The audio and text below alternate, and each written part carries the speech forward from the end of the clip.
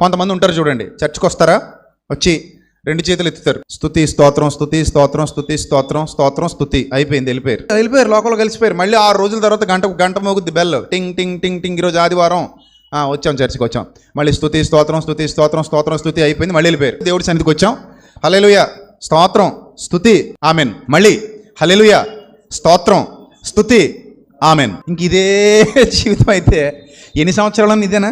ఆయన ఆజ్ఞలను అనుసరించి జీవించేది ఉండదా? సువార్త పనిలో నీ పాదాలు సుందరంగా మారేది ఉండదా? ఎప్పుడు ఇంకేముంటుంది? ఏముండదు, ఇంకింతే.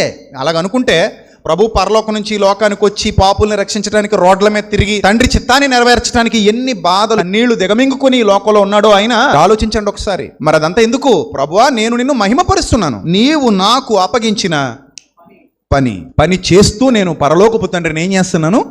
మహిమపరుస్తున్నాను.